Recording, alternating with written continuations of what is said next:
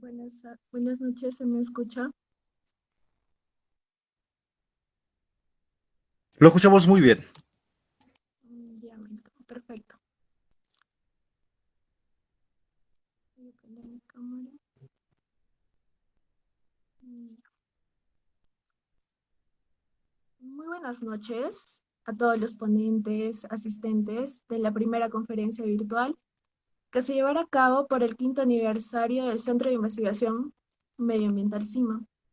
En este ciclo de conferencias vamos a tener diferentes expositores que nos van a mostrar sus investigaciones y sus experiencias acerca del área medioambiental y de su gestión. Bueno, asimismo, informarles acerca de la dinámica de la conferencia. El certificado se va a otorgar por el 80% hasta el 100% de asistencias. Bueno, aparte, vamos a ver que esta va a durar una duración de 4 días.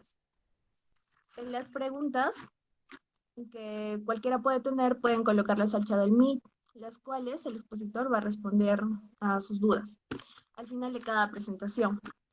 El link de la asistencia se va a enviar a través de la transmisión de Facebook y el chat del Meet, perdón. Y se va a enviar por cada una de las charlas, el cual va a tener una duración de 20 minutos para que ustedes puedan rellenar y después se va a proceder a llenarlo.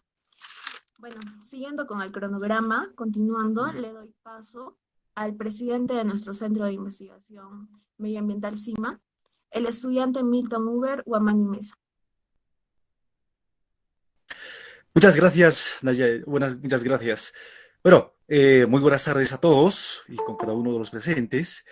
El Centro de Investigación Medioambiental CIMA ofrece la más cordial bienvenida a este evento, el primer ciclo de conferencias virtuales por el quinto aniversario del ciclo de investigación medioambiental CIMA, teniendo el agrado y de contar con la participación de ponentes profesionales y especialistas en el sector medioambiental que nos acompañarán y darán mayores alcances sobre sus trabajos y experiencias a lo largo de este ciclo de conferencias virtuales, que tiene una duración de 4 días.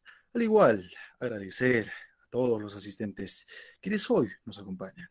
Tenemos el honor de expresar nuestra mayor gratitud a nuestra asesora del Centro de Investigación Medioambiental CIMA, la magíster Modesta Esther Álvarez Moscoso, gestora de la formación de este centro de investigación, con un grupo de compañeros que apoyamos esta iniciativa. Hoy cumplimos nuestro quinto aniversario. Manifestarle nuestro agradecimiento por guiarnos estos 5 años en el camino al estudio y la estudio e investigación.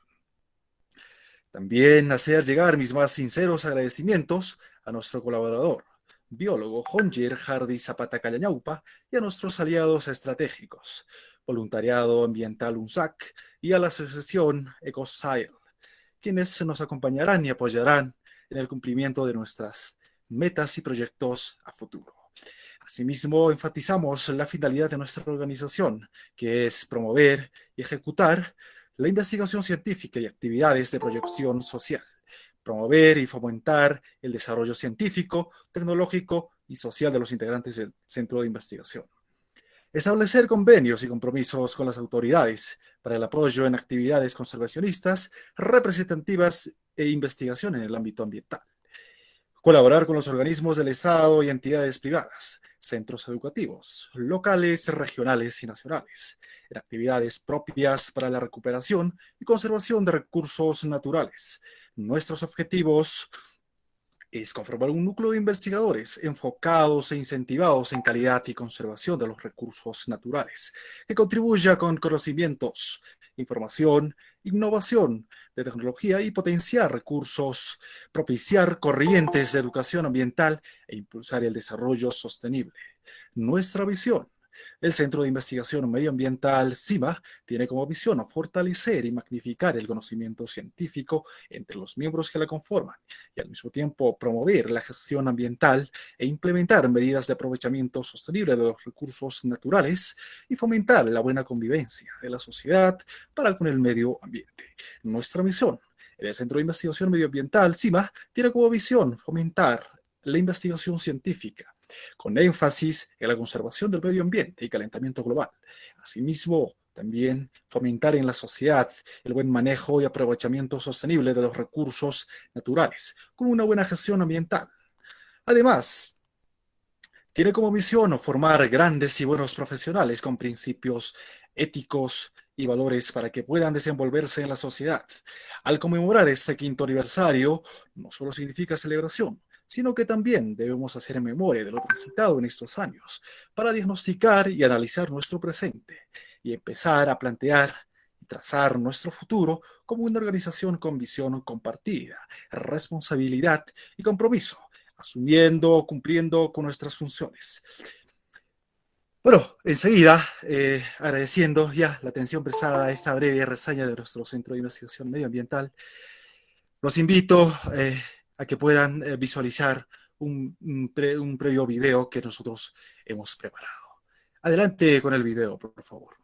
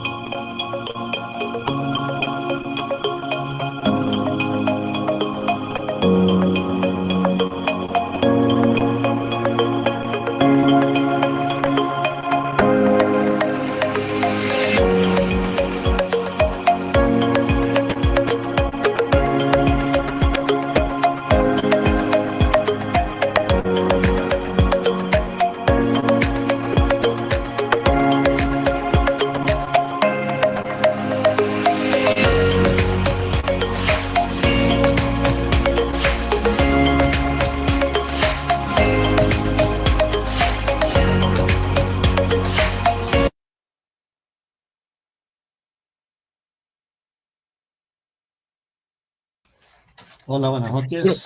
buenas noches. Antes de comenzar, daremos paso a nuestra asesora del Centro de Investigación Medioambiental CIBA, a la magíster Modesta Esther Álvarez Moscoso, quien dará por inaugurada este importante evento. Adelante, magíster Esther. Muchas gracias, distinguida concurrencia. Buenas noches. Es grato para mí darles una cordial bienvenida a todos los ponentes y participantes en este ciclo de conferencias conmemorando el quinto aniversario del Centro de Investigación Medioambiental CIMA, Facultad de Ciencias Biológicas de nuestra tricentenaria Universidad Nacional de San Antonio Abad de Cusco, con la plena convicción de que estos 4 días de conferencias serán altamente productivos. Permítanme compartir con ustedes esta reflexión. Durante centenares de miles de años, el hombre luchó por abrirse un lugar en la naturaleza. Por primera vez en la historia de nuestra especie, la situación se ha invertido y hoy es indispensable hacerle un lugar a la naturaleza en el mundo del hombre. Santiago Covadonga. Así, doy por inaugurado este evento. Muchas gracias a ustedes. Muchísimas gracias, magíster Modesta Esther. Acto seguido, anunciamos a nuestro primer ponente de la tarde, Nos referimos al magíster Juan Eduardo Gil Mora, quien hoy nos conversa de impactos ambientales, características con énfasis en minería. El magíster Juan Eduardo Gil Mora es magíster en Ciencia y Tecnología Ambiental, biólogo docente en las escuelas de posgrado en las universidades de la UNSAC, UAC, UTEA y la UNAM. Asimismo, también, desde un punto de vista profesional, ha ejecutado trabajos vinculados a disminuir la pobreza, especialmente en zonas rurales. Fue uno de los primeros biólogos en introducir la piscicultura intensiva y la confinada en jaulas flotantes en las lagunas altoandinas. Condujo el proyecto de ecodesarrollo en zonas rurales y por más de 10 años se dedicó al saneamiento básico de comunidades rurales, utilizando tecnología de bajo costo y como recurso hídrico el manante. Participó en proyectos de irrigación, obtención de abono orgánico y reforestación. Estas acciones le valieron para ser distinguido por la Sociedad de Ecología Humana como experto internacional, más de 40 años en el ejercicio profesional, actualmente consultor ambiental. Magíster Juan Eduardo Gil Mora, adelante. Muchísimas gracias. En principio, permítame expresar mi reconocimiento a la colega Esther y, por supuesto, a todos ustedes por este 5º aniversario. Y ciertamente desearles y augurarles muchos éxitos, mucho trabajo, mucha actividad. Creo que hoy, sobre todo cuando la facultad cuando la escuela profesional vuelve a ser facultad. Aquí los institutos y centros de investigación tienen un papel importante que cumplir. Muy bien, ¿están observando? Quiero que me confirmen si están viendo la presentación. Sí, magíster, lo visualizamos. Muy bien. Muchas gracias. Me solicitaron que haga un tema referido a lo que son impactos ambientales. En efecto, toda actividad del hombre genera impactos positivos o negativos. Aquí en la fotografía del centro estamos viendo una carretera. Yo lo considero a toda carretera como una infraestructura de desarrollo. Esta es la carretera que va del Abra de Málaga a Quillabamba. Y aquí, como ustedes observan, la carretera, como siempre solemos definir, es una infraestructura de desarrollo, pero una barrera física para la fauna fundamentalmente, como los mamíferos, los reptiles, los anfibios. Entonces aquí corta el bosque a un ecosistema en 3 partes, ¿no? 1, 2 y la tercera aquí arriba. Entonces, no obstante ello, sin duda alguna, cuando una infraestructura vial en estas características no considera, por supuesto, a los bosques, a la fauna, las rutas de migración, zonas de apareamiento o de reproducción o simplemente corredores biológicos, puede generar problemas. La fotografía de la izquierda nos está indicando de que es un bosque primario. Obviamente, cuando hay compatibilidad entre la infraestructura, entre la acción que se desarrolla y, por supuesto, la diversidad biológica, pueden construirse, así como lo que estamos observando en la fotografía de la derecha, pases, puentes, etcétera, de modo tal que ambas cosas, la infraestructura de desarrollo como la diversidad biológica, pueden ser compatibles.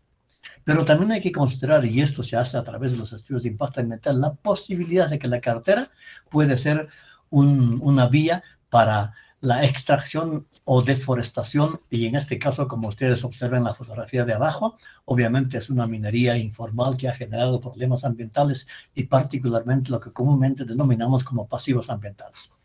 Pero, ¿qué es el impacto ambiental entonces? Definimos aquí como todo cambio en la calidad ambiental, sea positivo o sea negativo. Esto, por supuesto, como consecuencia de las actividades o producto de los bienes y servicios que puede prestar una organización, una institución o simplemente la población. Ejemplo, degradación de un hábitat acuático. Pero aquí hemos entrado en un tema que es interesante, que se llama la calidad ambiental. La calidad ambiental se mide a través de indicadores. La calidad ambiental en términos muy concretos no es sino el grado de conservación de las variables o factores ambientales. Estamos hablando de agua, de suelo, de aire, de diversidad biológica. Por lo tanto, esto es interesante, medible, cuantificable y se evalúa a través de la metodología en los estudios de impacto ambiental. Por lo tanto, el impacto ambiental no es sino el conjunto de efectos favorables o desfavorables, pero producto generados en el entorno. Cuando hablamos de ambiente, estamos hablando de ambiente natural per se, pero también de ambientes construidos, de infraestructura, de la sociedad, de la parte cultural, etcétera. Así que cuando hablamos de ambiente, no solo hacemos referencia a la naturaleza per se. Consecuentemente, aquí es importante cómo evaluamos estos cambios que se pueden producir con la introducción. Por ejemplo, aquí, la actividad del hombre ha hecho de que contamine el agua y el suelo. Y el concepto de impacto ambiental está reservado exclusivamente para actividades que generan impactos positivos o negativos por actividades del hombre, no a los naturales. Aprovecho yo la fotografía inferior izquierda para poder explicar algo que es interesante. Aquí hay un efluente de aguas residuales y el medio receptor, que es un curso de agua. Allí, en el efluente o en las emisiones, si son emisiones gaseosas, se miden lo que en el país tenemos los límites máximos permisibles. Estos LMPs nos permitirán, serán útiles para comparar con los resultados de campo que nosotros tengamos cuando hacemos o medimos la calidad ambiental para los estudios de impacto ambiental. Y de otro lado, en el medio receptor, tenemos los estándares de calidad ambiental. En el país hay 5 ECAs aprobados. El aire, que fue el primero, agua, suelo, obviamente residuos, ruido y finalmente radiaciones no ionizantes. Entonces, pero el ECA lo medimos precisamente como dice la guía para su determinación más allá de la zona de mezcla. Es decir, si tomamos por aquí, obviamente estaríamos tomando simplemente el vertimiento y no lo que ocurre en el medio receptor. Entonces, toda actividad, como decíamos, produce impactos ambientales. Lo interesante sería evitarlos.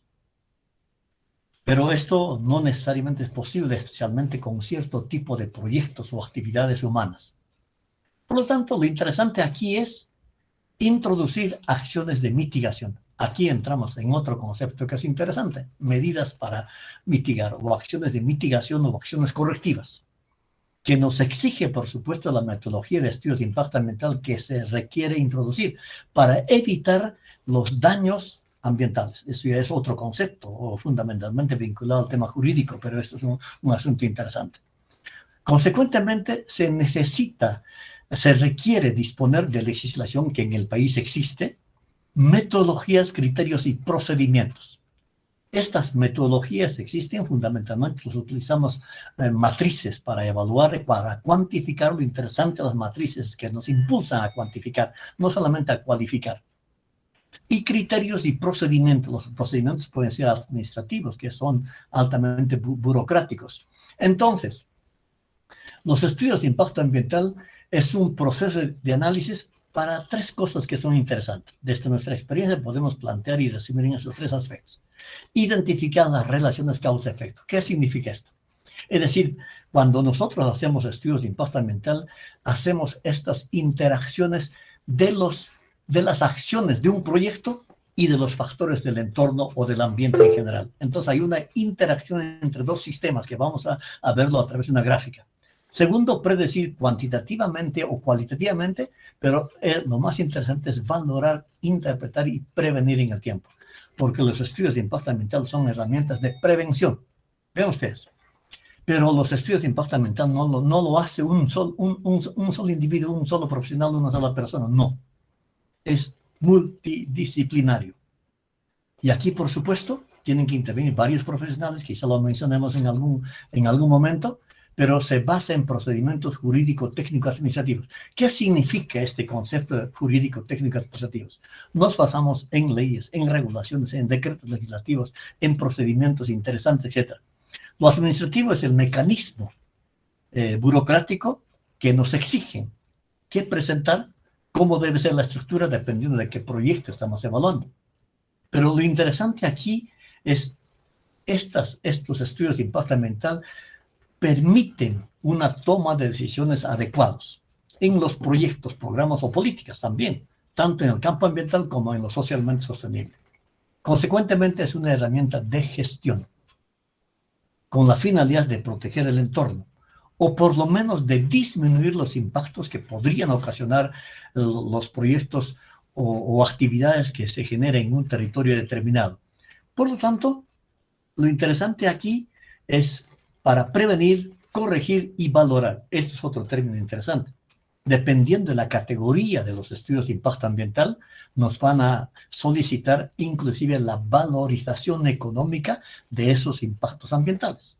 Especialmente cuando se hacen estudios de impacto ambiental detallados, es necesario y exigible valorizar esos impactos ambientales que se podrían presentar si es que el proyecto empieza a operar o funcionar, por supuesto, ¿no? Por eso decimos de que ese estudio de impacto ambiental puede ser aceptado. Usualmente siempre hay observaciones. Por lo tanto, hay que modificarlos en el periodo de tiempo que nos da. O rechazados simplemente porque no es adecuado para un determinado territorio, etc. Acá está. Como decíamos, los estudios de impacto ambiental vigilan, observan, analizan esas dos interacciones de estos dos sistemas.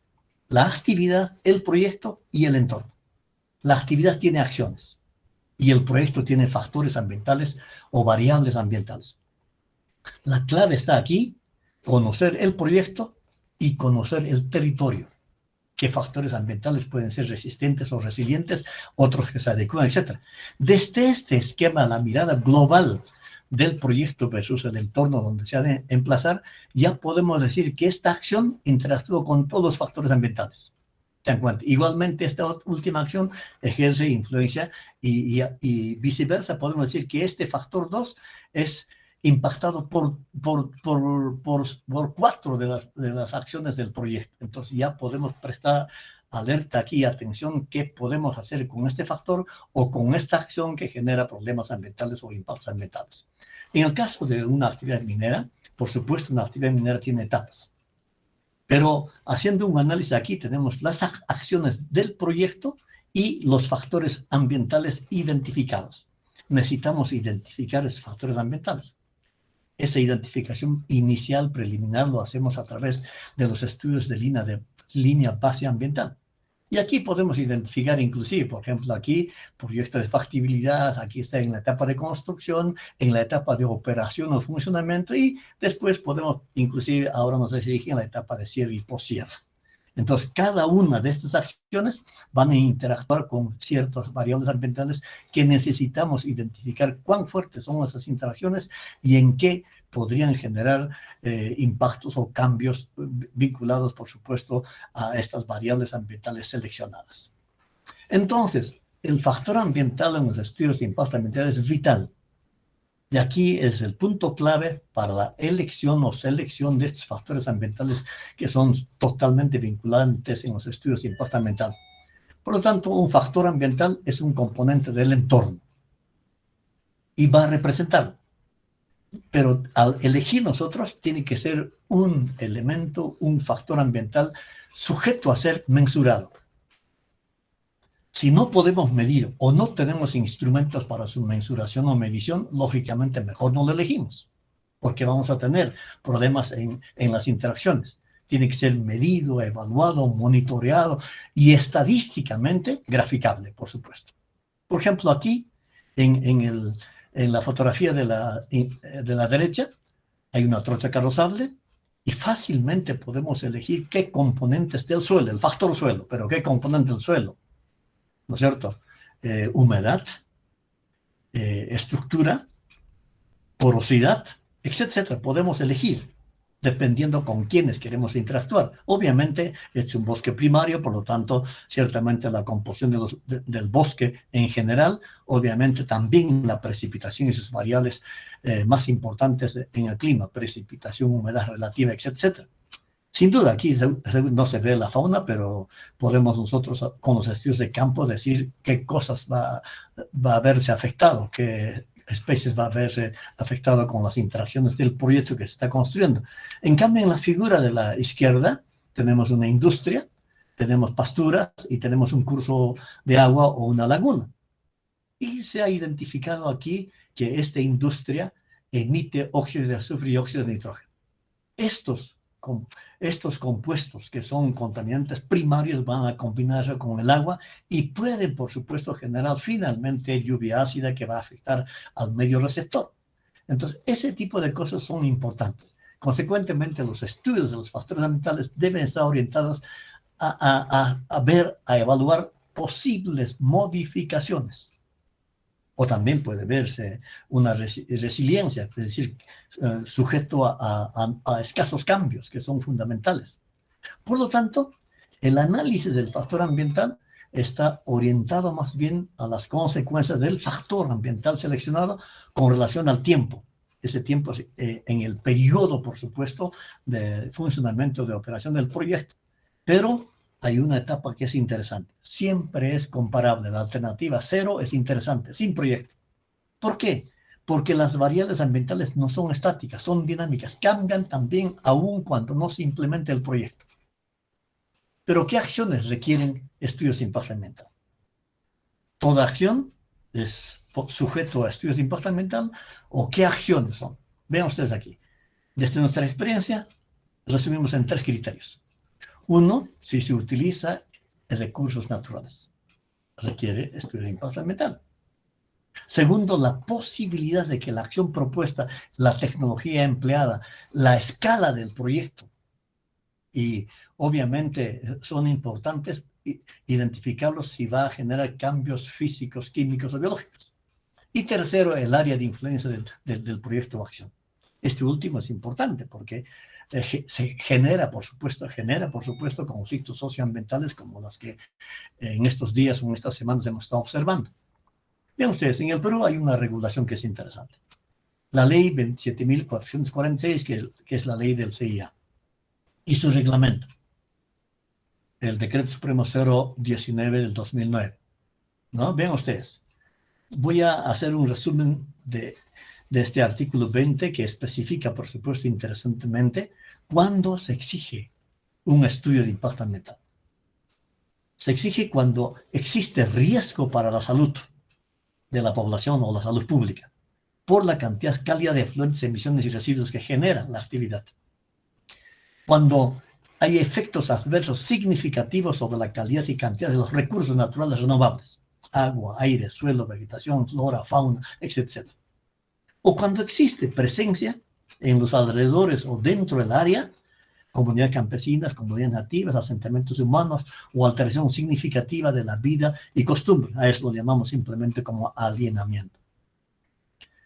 También se exige estudios de impacto ambiental en la categoría que corresponde ciertamente, localización, cuando el proyecto se localiza en una zona próxima a poblaciones, a recursos naturales frágiles, áreas naturales protegidas o su área de influencia, ¿no? Sitios susceptibles de ser afectados, etcétera, o que tengan un valor ambiental importante, cuando genera el proyecto una alteración significativa en términos de magnitud o duración, porque los impactos ambientales pueden ser, por supuesto, bastante resilientes, es decir, que duran todo el tiempo, o simplemente son puntuales, reversibles, etcétera, o simplemente en un periodo o una etapa del proyecto. Alteración de monumentos, sitios de valor antropológico, etcétera. Entonces, estos 6 aspectos son interesantes desde la perspectiva del Decreto Supremo 019. Pero aquí hay una cosa que es interesante. Esa ley del CIA, en el anexo, tiene un anexo que es el anexo 5, tiene 8 criterios de protección ambiental, que cuando hacemos estudios de impacto ambiental son insoslayables, que necesariamente tenemos que hacer dentro del paraguas de estos 8 criterios de protección ambiental. Por eso aquí decíamos el anexo 5.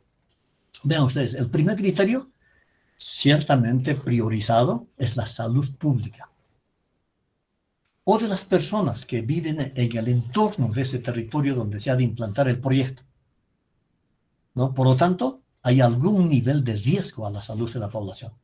Por ejemplo, disposición inadecuada de residuos sólidos industriales peligrosos, materiales tóxicos, etc. Generación de efluentes, emisiones y partículas. Ruidos, vibraciones, emisiones fugitivas o partículas que pongan en riesgo a la salud. El riesgo de proliferación de patógenos y bacterias como consecuencia, por supuesto, de la implantación de ese proyecto. Entonces, es el criterio 1. El criterio 2, la protección de la calidad ambiental. Estamos hablando de aire, agua, suelo. Es decir, cómo podría ser afectado estos segmentos del entorno, como el aire, el agua o el suelo, con sustancias inflamables, sustancias corrosivas, sustancias radiactivas, los niveles y frecuencia de ruidos, vibraciones, riesgo de proliferación de patógenos, descarga de cierto tipo de residuos, etc. El criterio 3, protección de recursos naturales, específicamente agua, bosque, suelo, flora y fauna. Estamos hablando de recursos naturales fundamentalmente renovables que podrían existir en el entorno del proyecto o podría ser, digamos, constituirse, como en el caso de la construcción de una carretera, en una barrera física. Por lo tanto, si el proyecto o la actividad va a generar alteración del estado de conservación, generando erosión, generando, obviamente, arrastre de sólidos hacia un curso de agua, puede generar pérdida de la fertilidad de los suelos, pérdida de la capacidad productiva por procesos de erosión, de acidificación, etcétera, o alteración de caudales ecológicos en los cursos de agua, etcétera. Entonces, estos aspectos son interesantes considerarlos. Por eso decimos, este es el paraguas más importante en los estudios de impacto ambiental. El criterio 4 es la protección de áreas naturales protegidas y su área de influencia. Entonces, por supuesto, las áreas naturales protegidas están zonificadas. No obstante ello, hay algunos proyectos que podrían implementarse muy cercanos a un área natural protegida o a su área de influencia. Por lo tanto, esto podría generar una pérdida o un daño a los recursos naturales que protege precisamente el área natural. El criterio 5 es protección de la diversidad biológica y sus componentes. Vean ustedes, una carretera, como hemos explicado, puede generar este tipo de problemas cuando no se considera la variable diversidad biológica.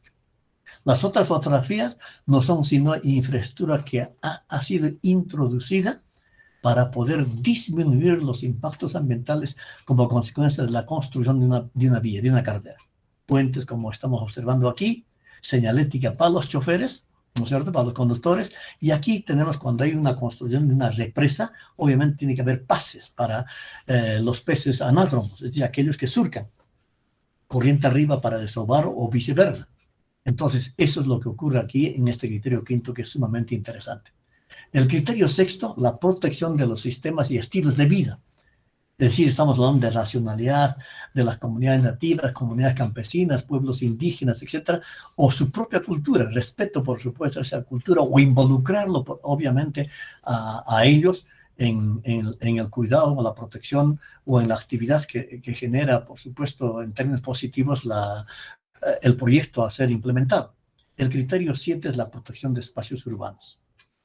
A veces, un proyecto requiere o puede pasar por las poblaciones, por los núcleos urbanos, etcétera. Por lo tanto, en algunos casos inclusive hay reubicación de pueblos, reubicación de ciudades, como ha ocurrido en muchos proyectos en el país. Obviamente, o con el uso de la ciudad con fines del proyecto. O a veces aislamiento de las ciudades por causa del proyecto, etcétera. Por tanto, este criterio 7 es importante. Y el criterio 8, obviamente, es interesante, habida cuenta que en el Perú tenemos etnias, culturas, etcétera. Y en el Cusco particularmente, hay una riqueza arqueológica, histórica, arquitectónica interesante. Por lo tanto, si el proyecto, sin duda, puede afectar, puede modificar, puede deteriorar, puede extraer o puede, digamos, atentar, sin duda alguna los estudios de impacto ambiental nos van a indicar qué es lo que va a ocurrir o que podría ocurrir si es que simplemente el proyecto, sin las medidas, digamos, de mitigación necesarias. Entonces, un tema interesante, como antes les comentaba, es la delimitación del área de estudio. Esta delimitación hay que trabajarlo en el campo. Hay que tomar muestras. ¿Qué ocurre con algunas acciones del proyecto? O con residuos, con efluentes, con emisiones, etcétera. Por eso decimos, es el entorno del proyecto y el espacio geográfico dentro del cual las actividades u obras del proyecto interactúan con los factores del medio. Por eso es interesante identificar esos factores del medio que van a interactuar con las acciones del proyecto. Aquí hay 3 escenarios que son sumamente interesantes. Por un lado, el área núcleo o huella del proyecto lo denominamos. Es el sitio más bien donde se enclavan las infraestructuras. Allí está instalada el proyecto en realidad, ¿no? Segundo, el área de influencia directa. No es sino el espacio físico aledaño, por supuesto, al área núcleo, pero aquí en esta área de influencia directa recibirán los impactos directos. Claro, ahora como quiera que el proyecto se implemente, especialmente cuando se trata de actividades extractivas como la minería y muchas comunidades, muchas poblaciones, muchos núcleos urbanos que quieren estar dentro del área de influencia directa. ¿Por qué? Porque tiene algunas ventajas. Y a veces yo les digo, ellos nos dicen, nosotros somos los afectados. Yo les digo, no, ustedes son los beneficiarios. Porque obviamente los que están dentro del área de influencia directa tienen posibilidad de obtener trabajo directo, de formar parte, por supuesto, de algunas acciones que tiene el proyecto directamente, y por supuesto hay una contraprestación económica. No obstante ello, el área de influencia indirecta no es sino el área más allá del núcleo, más allá del área de influencia directa, pero los impactos socioeconómicos o biofísicos, etcétera, son afectados en menor grado. Está más allá de todo ese escenario. Y quiero comentarles una experiencia cuando estuvimos haciendo los estudios de impacto ambiental de la mina Constanza, que es la ampliación de Hart Bay. Acá está, vean ustedes, aquí está el proyecto Constancia, por aquí está Chillo-Roya y aquí está Huechucarro. Pero hay otra comunidad aquí que no estaba incluida en el área de influencia directa. Los estudios de campo nuestro, no solamente llevamos, por supuesto, a los líderes comunales y a los responsables de la actividad minera, los llevamos hasta acá arriba y notamos que aquí hay humedales, cabecera de cuenca. Y saben ustedes que el tajo abierto, porque es una minería superficial, tenía 600 metros de profundidad. Es decir, desde los 4.400 hacia adentro, hacia abajo, obviamente. Y nosotros decíamos, cuidado, que estos humedales pueden infiltrarse y tener problemas. El río Chillo-Roya, obviamente, es afluente del río Velille, y nosotros dijimos, aquí esta otra comunidad tiene que estar incluida también, porque ahí está la presa de Relave, está muy cerca a la presa, etcétera. Por lo tanto, nosotros dijimos, el área de influencia es todo esto. Los efluentes, si no son adecuadamente manejados de los campamentos, etcétera, puede afectar al curso del agua, y igualmente a este otro río, que es uno de los afluentes del río Velille. Entonces, el área de influencia directa tiene que ser un escenario mucho mayor, porque en efecto tienen, digamos, consecuencias si es que se evalúa adecuadamente y si en algún momento, por supuesto, no se cumple con el plan de manejo ambiental. Entonces, un asunto interesante es la línea base ambiental. Este estudio de línea base ambiental es interesante, quizá tiene un costo más del 40% del total de los estudios de impacto ambiental. Y aquí trabajan varios profesionales, economistas, antropólogos, arqueólogos, ciertamente. Así nos exige, de modo tal que es un equipo multidisciplinario, sin duda alguna, agrónomos, agrícolas, ecólogos, biólogos especializados, por supuesto, en flora, en fauna, edafólogos, etc. Todos, abogados ciertamente también, porque tienen que analizar en el contexto legal. Consecuentemente, aquí es el recojo de información de los aspectos físicos, químicos, biológicos, ecológicos, económicos y sociales de ese entorno. Esa data es interesante porque antes decíamos es estadísticamente graficable. Debe tener un aplomo científico.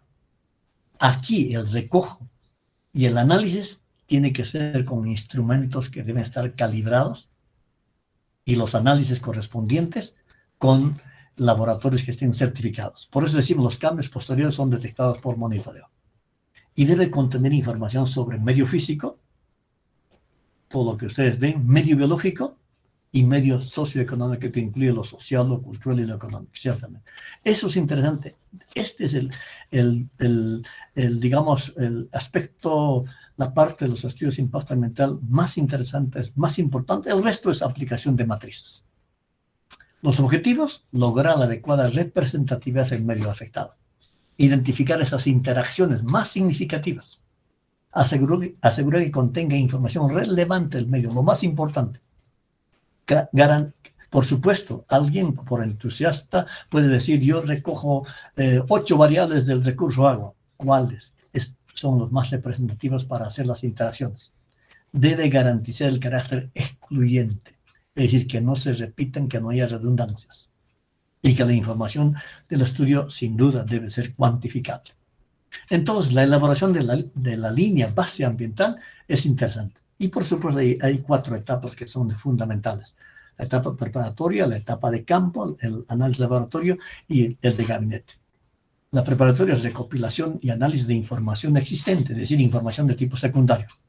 Cuando vamos al campo, recogemos información primaria o comprobamos la información secundaria existente. Tenemos la parte cartográfica. Un geógrafo sería importante, un geólogo también es importante aquí. Obviamente aquí, cuando recojo de campo, ya podemos ir elaborando, por supuesto, un procedimiento metodológico. ¿Qué cosa aplico? Y obviamente a veces necesitamos una visita de reconocimiento al área de estudio, hay que contactarse con la gente local, etc. Esa etapa de campo, como decíamos, es un trabajo importante, exclusivamente, por supuesto, para gente que conoce la zona. A veces contratamos un guía para que nos pueda, informar algunas particularidades propias de la zona, etc. Recolección de muestras, levantamiento de información social, cualitativa y cuantitativa, aplicación de encuestas, de entrevistas, etc. Están aquí. Y el análisis de laboratorio, obviamente, después de haber tomado las muestras en campo, guardando los protocolos y guías existentes en el país, la cadena de custodia, entonces llevamos al laboratorio certificado con equipos calibrados, ciertamente. Y luego,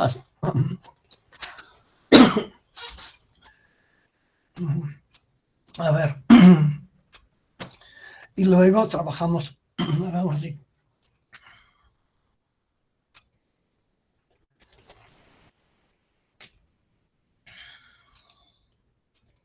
y obviamente esta etapa de recopilación de información es importante. Ya en gabinete simplemente aplicamos las estadísticas, aplicamos el contexto.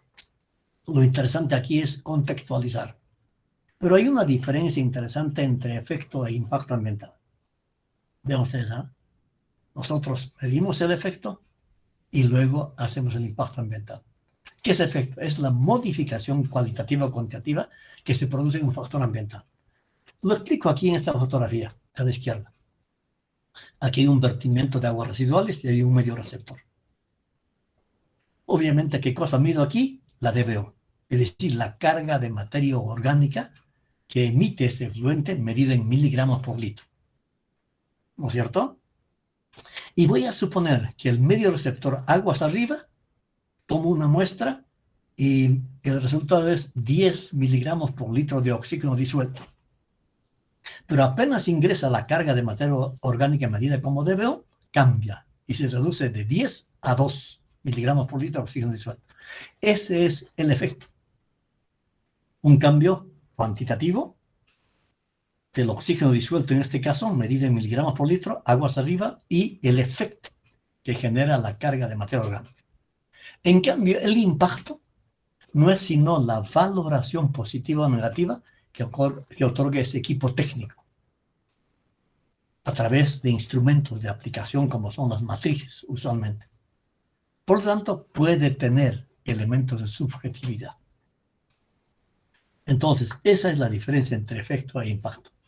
¿Cuáles son las características de los estudios de impacto ambiental? Obviamente, como hemos indicado, los estudios de impacto ambiental son instrumentos preventivos para la prevención. ¿No? Esto es interesante. Y el análisis, como hemos indicado, interdisciplinario. Y obviamente es interesante conocer el entorno, es decir, dónde va a emplazarse ese proyecto. Por lo tanto, el estudio de impacto ambiental puede sugerir inclusive la relocalización del proyecto o el redimensionamiento del proyecto. Entonces, eso es interesante. Consecuentemente, incluye la identificación, predicción y evaluación de impactos, de los cambios positivos o negativos. Siempre decimos nosotros hay que maximizar los impactos positivos y minimizar los impactos negativos a través de las acciones correctivas o de mitigación. Y como ya hemos explicado también, necesitamos, obviamente, las normativas, las leyes, los decretos supremos. Necesitamos las técnicas o matrices en este caso, políticas y participación ciudadana. Los resultados de los estudios de impacto ambiental no son secretos. Se difunden a través de, obviamente, en audiencias públicas. Ustedes habrán escuchado hablar, inclusive la implementación o construcción de un grifo debe tener estudios de impacto ambiental y, obviamente, una audiencia pública para explicar. Entonces, en las audiencias públicas necesitamos dar a conocer, por supuesto, cuáles son las variables ambientales a ser impactadas.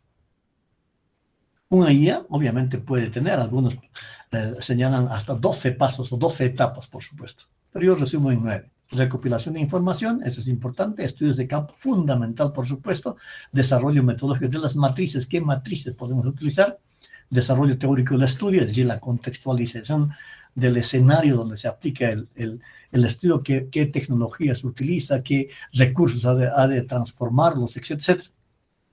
Recopilación y análisis de datos de bases primarios y secundarios que siempre existen, nada está oculto bajo el sol. Análisis e implementación de matrices, implementación de impactos positivos y negativos, propuesta de mitigación, eso es interesante. Plan de manejo ambiental. Un estudio de impacto ambiental tiene, no como anexo, como parte de los estudios, el plan de manejo ambiental y las herramientas de gestión en cada etapa del proyecto. Eso es importante. Por ejemplo, hay un resumen aquí de un índice de un estudio de impacto ambiental, un resumen ejecutivo, un marco político, por supuesto, legal e institucional, invocando toda la legislación existente en el país sobre el tema, por supuesto, descripción y propósito del proyecto, descripción del ambiente, análisis de alternativas, etc. Esto nos lo dan. La autoridad competente nos dice, este estudio de impacto ambiental en esta categoría corresponde a esto, por lo tanto hay que ceñirse a esto. Vean ustedes, la ley y su reglamento ya especifican 3 categorías interesantes de los estudios de impacto ambiental. La categoría 1, la declaración de impacto ambiental, comúnmente llamada la DIA, son para aquellos proyectos que generan impactos ambientales negativos leves. Los semidetallados, por ejemplo, ¿cuáles serían? Un ejemplo a poner, extracción de agregados del río Vilcanota, en el Valle Sagrado o de cualquier otro curso de agua.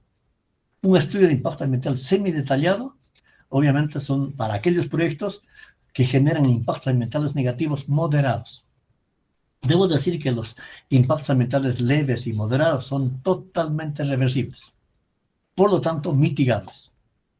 Por ejemplo, dependiendo, por supuesto, de la escala, puede ser un proyecto de río que va a irrigar 50 hectáreas, o un relleno sanitario que va a tratar, un relleno sanitario manual que va a tratar 20 toneladas por día, la generación de residuos, etc., dependiendo de la escala, de qué tecnología utiliza, etc. Y finalmente, la tercera categoría son los estudios de impacto ambiental detallados, para aquellos proyectos que generen impactos ambientales significativos, que a pesar de que se introduzcan acciones de mitigación, siempre van a permanecer los impactos ambientales negativos. Por lo tanto, vean ustedes, para esta categoría, inclusive se creó en el país el SENACE, el Servicio Nacional de Certificación, ¿no? Entonces, obviamente, esto es interesante considerarlo, dependiendo, por supuesto, de la metodología que se utilice, etcétera, y la categorización correspondiente.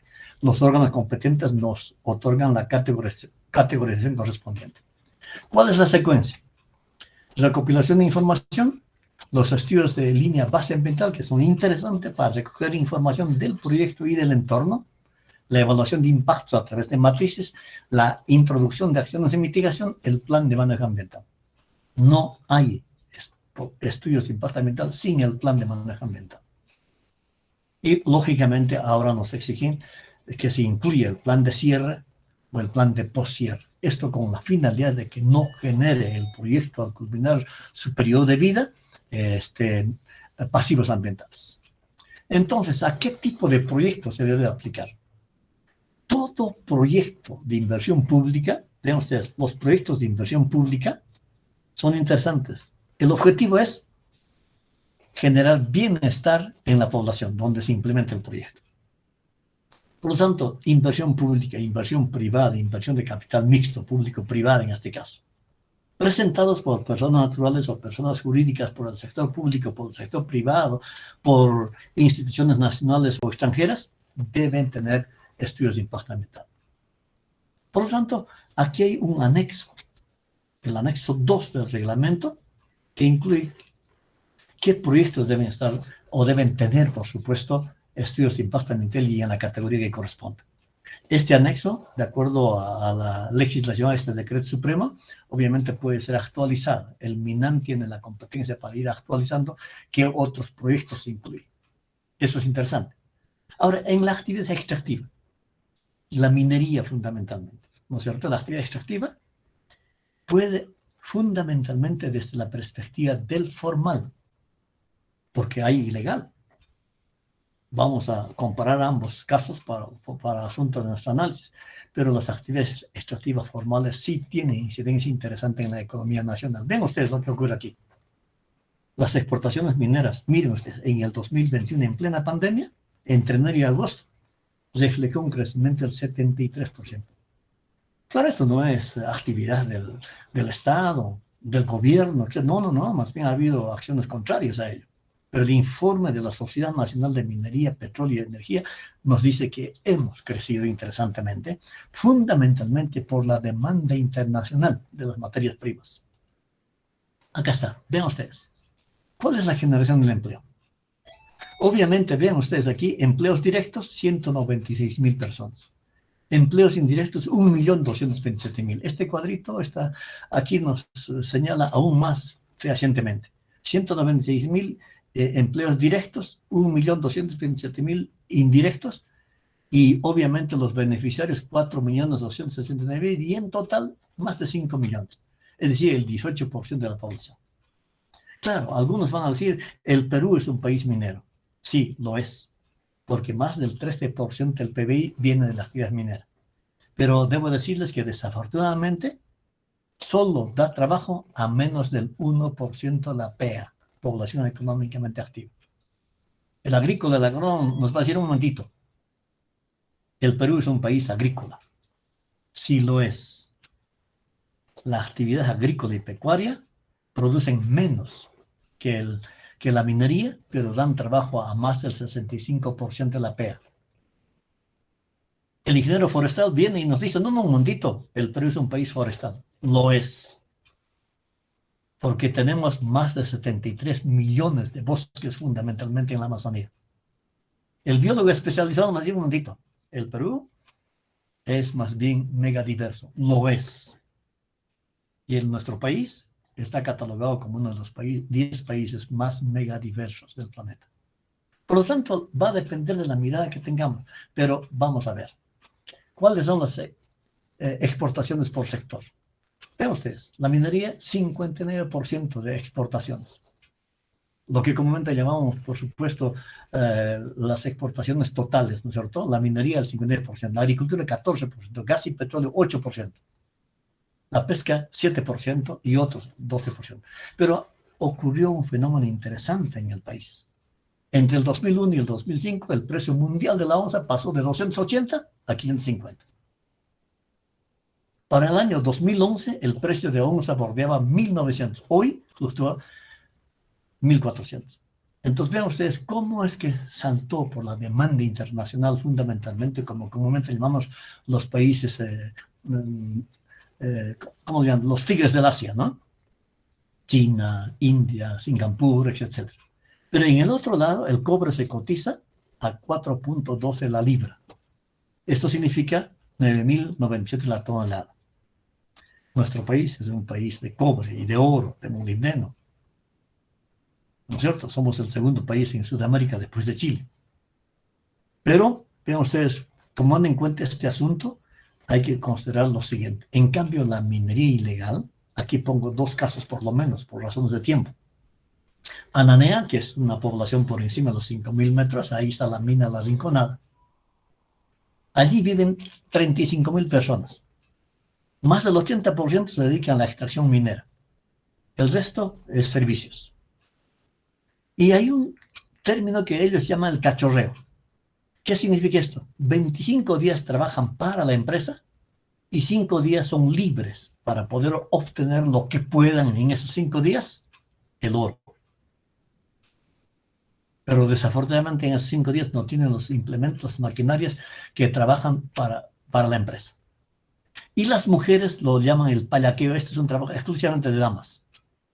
El pallaqueo significa la colecta del oro sobrante en los residuos, que ya no es, por supuesto, tan rentable. Entonces, esa población no cuenta con agua, con desagüe, con gestión de residuos sólidos, etc. Es decir, no solo hay impactos al ambiente, agua, suelo y aire, sino también hay impactos sociales y de salud. Y hay varios reportes que ustedes busquen como La Rinconada o Ananea. Vean ustedes, la minería en Madre de Dios, la minería ilegal. Estas son fotografías de esa zona. Se está desertificando, talando, deteriorando, contaminando el agua, el suelo, los ríos, los peces, etc. Vean ustedes acá. Más de 180 toneladas de mercurio en la minería ilegal contamina el agua, suelo y diversidad biológica. Por supuesto, afecta a la salud y produce biomagnificación. Es decir, ingresando a la cadena trófica. Por eso muchos peces tienen concentraciones sumamente altas. Los trabajadores tienen también concentraciones sumamente altas de mercurio. Consecuentemente, este es un problema no solamente de salud. Por lo tanto, la minería, vean ustedes, hay una diferencia entre minería formal y minería ilegal. Quizá la minería formal podemos tipificarlo con esta fotografía superior derecha. Las concesiones mineras cumplen con todos los requisitos si es formal. No puede operar una actividad minera extractiva en este caso si no tiene su certificación ambiental, es decir, si no ha sido aprobado sus estudios de impacto ambiental. Por lo tanto, la minería formal tiene permiso ambiental, cuenta con certificado de operación minera, permiso de uso del terreno, permiso de uso del agua por la ANA, presenta por supuesto su declaración anual consolidada y está en la estadística del Ministerio del Ambiente. Y aporta económicamente al Estado, a las regiones, a los distritos a través del canon minero. En cambio, análogamente a la minería ilegal, no cumple con esto. Y saben ustedes que por lo menos se han destrozado en estos últimos años más de 200.000 hectáreas de bosque por la minería ilegal. Y lo que genera son pasivos ambientales. El pasivo ambiental lo paga el Estado, y el Estado somos todos. Cuando no se controlan, por supuesto. Y el tema fundamental es que el mercurio que utilizan es de contrabando. Eso es interesante señalarlo. ¿Saben ustedes que hay una elusión o una evasión más bien? Porque no pagan impuestos, no pagan tributos, no contribuyen al desarrollo local, etc. Vean ustedes, las estadísticas nos dicen que hay por lo menos 5.500 millones de dólares que no son declarados y que fugan, por supuesto. Por lo tanto, no contribuyen en nada. Y el mercurio que utilizan está en el agua y se convierte en metilmercurio. Acá está la contaminación por mercurio, minería ilegal del oro. ¿No es cierto? 180 toneladas. La contaminación por cianuro, minería ilegal del cobre. Y eso no ocurre solamente en Camanti, también ocurre, por supuesto, en Chumbivilcas, en Espinar, etc. Inclusive dentro del territorio adjudicado a la minería formal, existe minería informal. Bien, ustedes, el Perú tiene este decreto legislativo 1105 que dispone la formalización de la minería informal. Pero ¿saben ustedes? Menos del 10% de toda la minería informal se ha formalizado. Pero lo que rescato aquí es cuál es la definición dada por este decreto legislativo de la minería ilegal. Y nos dicen, no cumple con las exigencias técnicas, administrativas, ambientales y sociales que exige la ley. Y se realiza, por supuesto, en lugares o zonas en los que está prohibido. Ese es nuestro principal problema desde la perspectiva de la minería ilegal aquí. Un proyecto de inversión en minería obviamente dura varios años. Puede durar 40 años, 50 años, si es que dependiendo, por supuesto, de la naturaleza de la minera. Pero la prospección puede durar 1 a 3 años, la exploración y desarrollo unos 2 a 5, pero lo interesante es esta explotación. Aquí, esta línea verde, ¿sí? ¿No es cierto?, es donde pagan los tributos, los impuestos, el canon y sobrecanon, ¿no? Esto es en minería. Aquí en nuestra región, por supuesto, hay una minería o un tributo al canon minero. Claro, más nos fijamos en el canon hidrocarburífero del gas de camisea, es cierto, eso es. Y todavía nuestro presupuesto en el gobierno regional y en las municipalidades es canon dependiente. Vean ustedes, esto es el escenario de pasivos ambientales, suelos deteriorados, bosque deforestado, drenaje ácido de minas, que son pasivos ambientales. Entonces, el contenido del estudio de impacto ambiental, como hemos explicado, son fundamentales la línea de base ambiental y la descripción de actividades, esa interacción que hemos señalado. Siempre la evaluación de alternativas es exigido por la ley. Identificación de impactos. Todavía la ley en la categorización de los estudios de impacto ambiental está solamente visto desde la perspectiva de los impactos ambientales negativos. Pero los estudios de impacto ambiental nos permiten también medir los impactos ambientales positivos. El plan de manejo ambiental sería interesante. Plan de relaciones comunitarias, plan de contingencia, programa de monitoreo. Los inversionistas, el titular de la actividad minera o extractiva en general, dice dónde van a monitorear. De modo que los órganos competentes monitorean en los lugares que la empresa ha señalado. Hay plan de cierre. Ahora se incluye el plan de post-cierre, que eso es interesante, y sin duda alguna la evaluación costo-beneficio será importante desde la perspectiva de los estudios de impacto ambiental detallados. Muchísimas gracias por vuestra asistencia. Creo que tengo el tiempo suficiente para poder responder vuestros comentarios o preguntas, y grato de haber compartido esta experiencia con ustedes. Si hay comentarios, preguntas. Muchas gracias, Magíster Juan Eduardo. Tenemos preguntas. Tapara pasa. Pedro Rodrigo nos escribe: buenas noches, doctor Eduardo. Una consulta. ¿Qué tipo de proyectos tecnológicos se pueden implementar en las diferentes áreas de estudio ambiental? ¿La instalación de tecnología ayudaría o perjudicaría en el estudio de impacto ambiental? Ahora, creo que he perdido gran parte de la pregunta, ¿eh? No la escuché. Ya, de nuevo lo hacemos. Perfecto. Buenas noches, doctor Eduardo. Una consulta. ¿Qué tipo de proyectos tecnológicos se pueden implementar en las diferentes áreas de estudio ambiental? ¿La instalación de tecnología ayudaría o perjudicaría en el estudio de estudio ambiental? Ajá, sin duda, los estudios de impacto ambiental, como hemos explicado, son para todo proyecto de inversión en principio, sea presentado por capitales nacionales o capitales extranjeros, por capitales mixtos, por privados o por el sector público. Todos. Vean ustedes, en el gobierno regional, que es uno de los inversionistas interesantes, por supuesto, en un territorio regional, se hacen carreteras, se hacen colegios, escuelas, etcétera, requieren que tenga lo que comúnmente llamamos el instrumento de gestión ambiental. Este instrumento de gestión ambiental debe señalar qué van a hacer con los residuos, con el ruido, con las aguas residuales, con los residuos sólidos, etcétera, que se genera durante el proceso de construcción. Tiene que estar especificado. ¿Qué tipo de categorización le corresponde ciertamente a los estudios de impacto ambiental? Probablemente, dependiendo del monto de inversión, dependiendo de dónde se encuentre, etcétera, sea una DIA, una declaración de impacto ambiental. Pero los gobiernos regionales también trabajan, por supuesto, en proyectos de riego. Si se riega 300 hectáreas, por así decir, y se utiliza las aguas provenientes de una fuente que puede ser una laguna o un río, y van a represarla, sin duda, allí tiene que ser un estudio de impacto ambiental semidetallado o inclusive detallado. Entonces va a depender, obviamente, de cuáles son las características del proyecto, dónde se va a implementar el proyecto y qué factores ambientales pueden sufrir cambios o menoscabo, por supuesto, con la presencia de ese proyecto. ¿Va a haber proyectos de impacto ambiental positivos? Sí, ciertamente, ¿no? Como un proyecto de riego. El proyecto de riego puede incrementar la producción y productividad. Pero lo que medimos usualmente, así nos mandata, por supuesto, la categorización de los estudios de impacto ambiental, son los impactos ambientales negativos. Por lo tanto, será interesante conocer el proyecto y el territorio donde se ha de implantar esa actividad. ¿Aló? Perfecto, muchas gracias, Magíster Juan Eduardo. También tenemos otra pregunta. Sí, claro.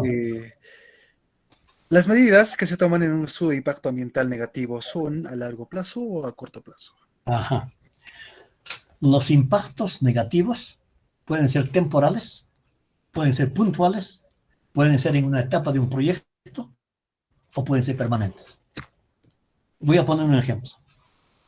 Cuando estamos construyendo, por supuesto, un proyecto de riego, la construcción de la represa, si es que tiene una represa, si es que conduce a la construcción de una represa, puede generar, por supuesto, residuos de concreto, el movimiento de tierras, etcétera, o el ruido de las maquinarias pueden generar impactos ambientales a una población cercana, etcétera. Esos son temporales. Por lo tanto, son reversibles. Ahora, en la etapa de operación puede haber otro tipo de impactos que pueden ser permanentes. Por ejemplo, si la fuente de agua no ha sido analizada convenientemente y tiene una concentración de carbonatos, por así decir, los carbonatos pueden ser de calcio o de magnesio. Entonces, esa concentración de carbonatos que está por encima de los LMPs para un proyecto de riego, para el uso de agua en riego, en irrigación, obviamente un proyecto de riego no dura 5 años. Un proyecto de riego tiene un tiempo medio de 25 años para adelante. Entonces, si la concentración de carbonatos es por encima de los niveles permisibles, eso va a conducir a la salinización del suelo que se ha de irrigar. Entonces, ese sí es un impacto ambiental permanente y algunos impactos pueden ser inclusive sinérgicos, es decir, acciones individuales pueden tener un bajo impacto, pero cuando se juntan dos acciones pueden exacerbar, por supuesto, los impactos, a eso llamamos sinérgicos. Entonces va a depender del análisis de las acciones, de las actividades del proyecto en las variables del entorno. En el caso del riego, fundamentalmente se toma en cuenta 3 casos que son 3 aspectos fundamentales. Uno, calidad de agua. Segundo, calidad de suelo, es decir, en el que se ha de irrigar. Y tercero, cultivos. ¿Qué tipo de cultivos nuevos se han de implementar cuando hay un proyecto de riego? Entonces, eso hay que considerarlo. Por eso decía de que es fundamental e interesante la identificación de factores ambientales y la interacción con las acciones del proyecto. Muy bien. Doctor Magíster Eduardo Gil, muchas gracias por su exposición. Y pues acto seguido, recordarles a los participantes que estamos haciendo la transmisión a través de la plataforma de Facebook. Y también ya se ha enviado el link de la asistencia para que ustedes puedan rellenar y pues se puedan otorgar también los certificados. Agradecemos al doctor Eduardo Gil por esta interesante exposición. Para nosotros es un placer tenerlo en este evento, Magister Eduardo Gil. Muchísimas Muchas gracias gracias. a ustedes por la oportunidad y un cordial saludo a todos, un abrazo y muchos éxitos a través de vuestro instituto o centro de investigación. Gracias, buenas tardes. Muchísimas gracias. Muchas gracias. Bueno, acto seguido, ya pasaremos a la siguiente ponencia, para lo cual invitamos a Nayeli, por favor, comenzamos. Ya. Wow, bastante interesante y reflexiva también la ponencia de Magíster en Ciencias, Juan Eduardo Gil Mora. Agradecemos su participación y fue un placer haber escuchado su presentación.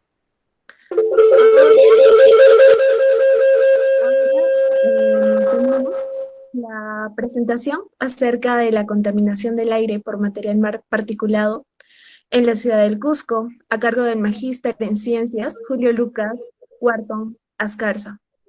Él es licenciado físico-matemático, egresado de la Universidad Nacional San Antonio Abad del Cusco, magíster en Ciencias, mención en Física y especialidad en energías renovables. También de la Universidad Nacional San Antonio Abad del Cusco. Damos bienvenida al magíster.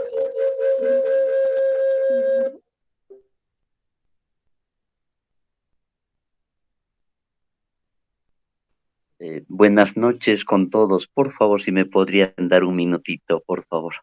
Gracias. Claro. Le espero.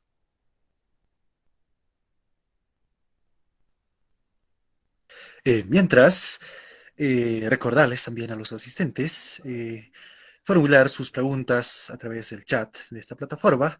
Al mismo tiempo también invitamos a que también formulen los asistentes que están en la plataforma de Facebook.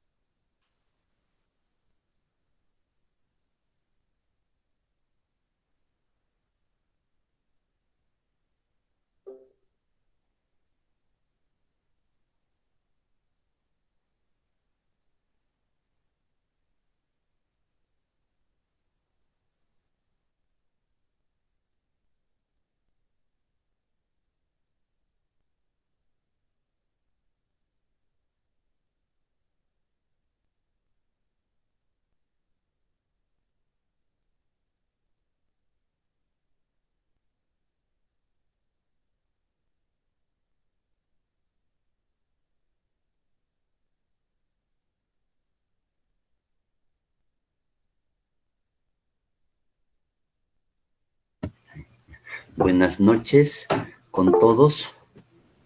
A ver si me escuchan, por favor. Buenas noches con todos. Sí, magister, sí se lo escucha. Bien, muchas gracias, señorita. Jóvenes todos, profesores, al doctor Ilmora, buenas noches. A la profesora Esther, también por haberme invitado a este evento. Bien, a continuación voy a dar a conocer mi ponencia y también felicitar a los organizadores y por estar cumpliendo 5 años a al Centro de Investigación Medioambiental. Bien, voy a entonces compartir mi pantalla, por favor.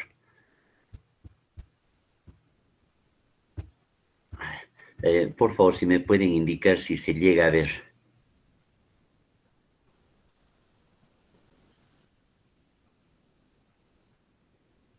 ¿Aló? Magíster Julio, y luego visualicemos su pantalla. Perfectamente. Bien, Sí. muchas gracias. Los voy a tratar de poner F5. Muchas gracias. A ver. Sí, ahora sí, se observa. Bien, entonces voy a comentarles, voy a dar a conocer mi exposición sobre el tema de la evaluación de material particulado PM2.5 y PM10 en la ciudad del Cusco, que se llevó a cabo el 2018. Sin embargo, claro, tenemos de varios años, sino que en este año se desarrolla en más lugares de la ciudad del Cusco, también con motivo del desarrollo de una tesis de investigación de 2 jóvenes, de 2 señoritas estudiantes, que ahora ya tienen el título, ¿no?, en farmacia bioquímica. Entonces tuvimos que llevar este equipo que ustedes ven a diferentes lugares de la ciudad del Cusco. Este es el shelter de monitoreo ambiental, ¿no?, que lo diseñamos y construimos en la UNSAG, en la ciudad del Cusco. Claro, sin embargo, el equipamiento, que es moderno, lo hemos traído desde Australia, ¿no? Son equipos australianos. Bien, los participantes somos profesor de la Facultad de Ciencias, el suscrito, la profesora Esther Álvarez, la profesora Julieta Valencia Farfán, Amanda Olarte Pérez, tesistas de pregrado, es justamente las señoritas que se graduaron, Doris Cruz Ramos y Roxana Salcedo Callahuanca. Los tesistas de posgrado, Rosa Cahuentico Salas, integrantes FEDU, Julia Orihuela, Venancia Collatupa. Los contenidos. El primer contenido es la contaminación atmosférica en la ciudad del Cusco. Los objetivos, vamos a ver a continuación, la metodología, resultados y discusión. Asimismo, las conclusiones. El registro fotográfico, como ven, como un primer punto, ¿no?, sobre el tema de la contaminación del aire en la ciudad del Cusco, como se pueden percatar, es la Avenida de la Cultura. Claro, sin embargo, ahí todavía ven del 2013-14, cuando habían combis todavía, ¿se acuerdan? Entonces, ya por entonces había bastante contaminación. Ahora lo que ha ocurrido se ha incrementado aún más, ¿no? Es la Avenida Cultura, la cantidad de vehículos. Pero la contaminación no solo se debe a los vehículos, sino también a otros sectores, como es el sector ladrillero, ¿no? Muy bien. Sigamos viendo ahora el problema que nuestra ciudad, no solo nuestra ciudad, sino la gran mayoría de poblaciones y ciudades del mundo están experimentando este tema de la contaminación del aire. Entonces, como pueden ver, jóvenes, en la Avenida Cultura, hay un lugar acá, no sé si el cursor se llega a ver, cuando los carros están parados, fíjense, nosotros, bueno, comenzamos a tomar fotos y después nos dimos cuenta de este detalle. Inclusive, y aquí es por un segundo, cuando los carros ven que ya va a cambiar el semáforo de verde a rojo, comienzan a prender sus motores, o sea, cambian la caja y comienzan a emitir humos, estos humos contaminantes, gas de efecto invernadero. Y fíjense, la zona aquí en el lado izquierdo está de color oscuro, porque ese rato todavía están como en neutro y no están, bueno, los motores están a una baja revolución. En cambio, cuando ya están por arrancar, fíjense, comienzan a emitir bastante gases contaminantes, gases químicos contaminantes, material partícula y otros, ¿no? Entonces, esto es lo que detectamos con una cámara simple, ¿no? No es las otras que también se utiliza en investigación, hay otras más sofisticadas, pero una cámara simple nada más. Muy bien. Ahí tenemos la contaminación atmosférica en la Avenida de la Cultura. Nuevamente vemos, fíjense, los carros grandes que han reemplazado ahora a los vehículos o a lo que se les dice van, ¿no? A las van. Entonces, estos vehículos son normalmente petroleros y están contaminando mucho más la ciudad del Cusco. Entonces, en vez de que mejore en el tema ambiental, se ha empeorado, ¿no? Debido a este cambio de los vehículos pequeños con estos vehículos grandes, entonces la contaminación se ha incrementado notablemente en nuestra ciudad. Acá también tenemos justamente, fíjense, con una ampliación de lo que es en la avenida Argentina, ¿no? Al inicio de la avenida Argentina, los carros, estos grandes, fíjense, son petroleros y cuánto contaminan, ¿no? El medio ambiente. Ahora, también otro se debe a la maquinaria pesada. Nosotros cuando fuimos a medir en el CLAS de Santiago, ¿no? Entonces justo estaban trabajando en esa calle. Y fíjense, ahí hay un tractor que justamente bota grandes cantidades. Acá se ve justamente un color totalmente negro ahí, ¿no? Como están percatándose ahí, de color negro. Durante todo el funcionamiento emite grandes cantidades de gases contaminantes y material particulado.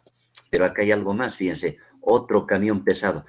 Justo ahí estamos a la izquierda, hay el profesor también José que nos apoya en la investigación, una de las señoritas ahí que estaba haciendo su tesis, pero acá hay otra joven que está sentada, fíjense acá. Y el carro grande, este volquete, emite cantidades, fíjense, de gases contaminantes. Y aquí la señorita, justamente, que, bueno, se percató de estos gases, ¿no? Contaminantes, mira, se está tapando la nariz y se mueve del lugar donde estaba sentada. Entonces, desde luego, ¿no? Ella, desde luego, prefiere, pues, alejarse de estos gases contaminantes. Sin embargo, la gran cantidad de personas que están alrededor están, de una u otra forma, pues, aspirando parte de esto. No será todo, ¿no? Pero parte de estas moléculas, de estos gases contaminantes, están aspirando. Muy bien. Entonces, los objetivos son, ¿no? Evaluar la concentración de material particulado PM2.5 y PM10 en la ciudad del Cusco, así. Bueno, esos fueron los objetivos. La metodología, el registro fotográfico de la contaminación del aire en la ciudad del Cusco, ya se ha visto parte. Determinación de material particulado PM2.5 y PM10 mediante gravimetría. Luego hemos hecho un análisis estadístico. ¿Y qué es PM2.5 y PM10? Son partículas, lo que normalmente llamamos son materiales, es decir, se distingue con lo que es partículas sólidas en suspensión, ¿no?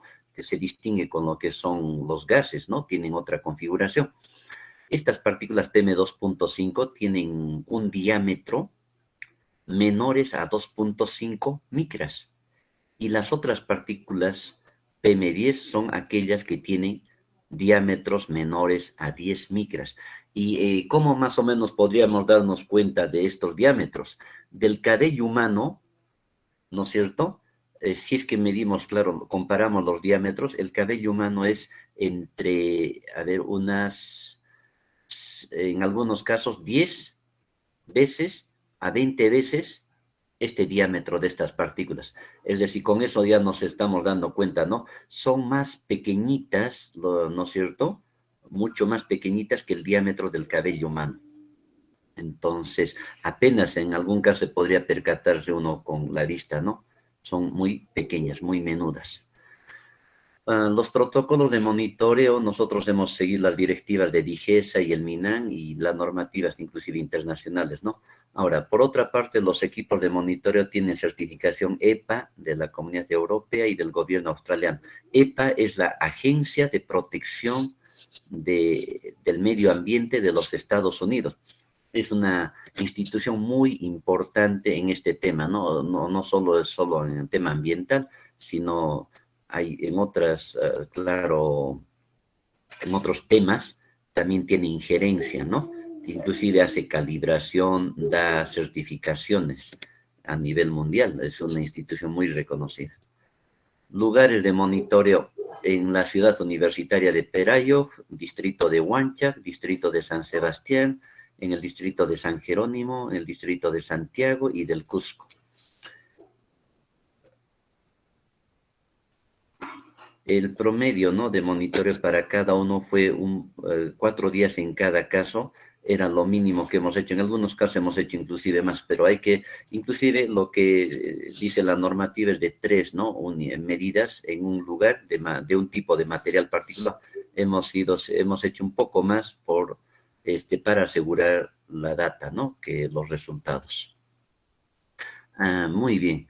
Ahora, lo que acá vamos a ver, esto antes de ver los resultados propiamente, este cuadro es muy importante y nos da a conocer, por ejemplo, acá en la primera columna está el tipo de material partícula PM2.5, en la segunda columna está los estándares que prevé la Organización Mundial de la Salud, indica que no se debe pasar esta cantidad de 25 microgramos por metro cúbico de media en 24 horas, no se debe pasar en este tipo de material particulado. En cambio, el MINAN, que corresponde al gobierno peruano, indica que no se debe sobrepasar 50 microgramos de metro cúbico de media en 24 horas. En cuanto al material particulado PM10, la OMS indica que no se debe pasar 50 microgramos por metro cúbico en 24 horas y el MINAN indica 100. No se debe pasar 100 microgramos por metro cúbico en 24 horas. Entonces, si comparamos ambas normativas internacionales, de la OMS, en mi opinión, es la que se debería seguir. Claro, pero cada gobierno es libre de decidir también. Entonces, ¿qué podemos decir del gobierno peruano? Que tiene una normativa más flexible. Eso sí, digamos, se puede afirmar, ¿no? Es más flexible. En cada parámetro, digamos, tipo de contaminante se le llama también parámetro. Entonces, el gobierno peruano es el doble, ¿no? En cada caso es el doble. Es decir, permite que haya más contaminación, en otras palabras. Eso es lo que ocurre con los estándares. Ahora, ¿qué significa estos estándares? Estos son resultados que uno no debe pasar, porque si es que uno pasa estos estándares, conlleva a problemas de salud. Son las investigaciones que han hecho técnicos, científicos para la OMS. Y el gobierno peruano está adscrito a la OMS. Entonces, acá se ve, ¿no?, que estas magnitudes son importantes, solo que no se está cumpliendo actualmente, como también lo ha indicado el anterior expositor, el doctor Gil Mora. Hay legislación muy importante en el Perú, pero en el fondo no se está cumpliendo como se debería. Hay mucho incumplimiento, y más es tanto por los contaminadores, también, que de una otra forma también nosotros participamos en algún porcentaje en esto, en alguna medida, pero ahí están las instituciones que deben velar para que se cumpla, y también justamente hay organizaciones del Estado que deberían hacer cumplir la normativa, tampoco lo hacen cumplir como debe de ser. Los promedios, este cuadro quizás representa de manera gráfica, resumida, lo que hemos realizado. Fíjense en los diferentes lugares. En el eje Y para arriba está el tipo de material particulado, es decir, el parámetro que se ha medido, 2.5 en microgramos por metro cúbico, va de 0 hasta 140, y en el eje de las X horizontal están los diferentes lugares donde se ha medido, ¿no?, los diferentes distritos. Por ejemplo, en el municipio de Huanchac tenemos 39.7, Clas Huanchaj, 63, cerca al mercado donde está el local de los bomberos. En San Francisco, 30.3, San Blas, 10, Limajpampa Grande, 33, Pumacchupan, 46, Ayacucho y Comatara, 66.2, San Sebastián, 52.8, San Jerónimo, 121.4. Ahora, las barras, lo que he leído, lo que he dado a conocer son las barras de color azul, es lo que he dado a conocer, son los niveles de contaminación. Se le llama también concentración en química, física, ¿no? Principalmente se denomina así, concentración. Es la cantidad, disculpen, la cantidad de material particulado que está habiendo en la atmósfera por metro cúbico. Son microgramos por metro cúbico. Ahora, a continuación aquí, la línea de color rojo es el ECA, el estándar de calidad ambiental para aire, estipulado, dado a conocer por la OMS. El ECA del MINAN está en color verde. Y el promedio que nosotros hemos obtenido en la ciudad del Cusco en esos puntos está en color amarillo o dorado, ¿no? Hay que hacer el más dorado. Muy bien. Entonces, como ustedes pueden percatarse, con respecto a la OMS, prácticamente en todos los lugares se ha sobrepasado, menos en San Blas. Con respecto al ECA, a lo estipulado, a lo previsto por el MINAN, que es de color verde, se ha sobrepasado en Huanchac, Ayacucho, San Sebastián y San Jerónimo. En San Jerónimo es debido a este tema de las ladrilleras, ¿no? Que hay un alto valor hay un valor significativo de la concentración que sobrepasa a 121.4 microgramos por metro cúbico. Esto es, pues, con respecto al MINAN es 2.5 aproximadamente, y con respecto a la OMS son 5 veces más, ¿no? Entonces, en San Jerónimo. Entonces, como ustedes pueden darse cuenta aquí, señores estudiantes, principalmente, se está dando, pues, acá, si uno saca como un resumen, podría concluir acá que la ciudad del Cusco está siendo contaminada por diferentes fuentes, especialmente del transporte automotor y de las ladrilleras. Y estos estudios se han hecho ya hace 15, 20 años por también un programa que se llama el Programa de Aire Limpio, y ellos han dado a conocer estos resultados, que la ciudad del Cusco está siendo fuertemente contaminada por el sector del transporte urbano, automotor, y por el sector ladrillero, y después siguen otras también empresas o actividades, ¿no? Que se realizan en la ciudad del Cusco, pero esas dos fuentes son las principales. Ahora, hemos visto el caso del material particulado PM2.5. Ahora, a continuación, vamos a ver el caso del material particulado PM10. En el caso de material particulado PM10, vemos que, desde luego, hay contaminación. Desde luego, estas barras de color azul nos indican que hay contaminación debido a este tipo de material.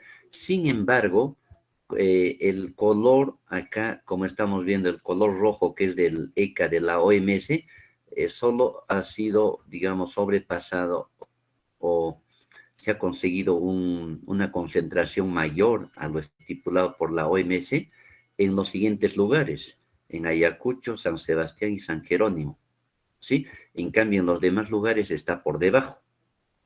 En cambio, el ECA promovido o estipulado por el MINAN es de 100, es decir, en ningún caso se ha llegado a sobrepasar el ECA del MINAN, ¿no? Del gobierno peruano, porque ya hemos indicado, es más flexible.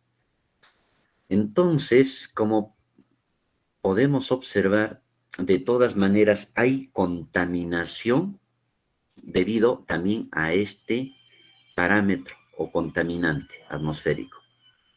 Conclusiones, ¿no? El promedio de PM2.5 en los 9 puntos de monitores de 51 es ligeramente mayor al ECA establecido por MINAN, P50 y es 2 veces mayor de lo establecido por la OMS. El promedio de PM10 en los 9 puntos de monitoreo es de 40.9, es menor al que estableció por Minan, que es 100, y se aproxima a lo establecido por la OMS. La de la OMS es 50, ¿no? Entonces está muy cerca al de la OMS. En anexos tenemos el shelter para monitoreo de calidad del aire. El shelter o cabina de monitoreo de calidad del aire cuenta con analizadores, ¿no? También de monóxido de carbono, dióxido de carbono, óxido de nitrógeno, dióxido de azufre, ozono troposférico, analizadores de PM10 y 2.5 y una estación meteorológica automática.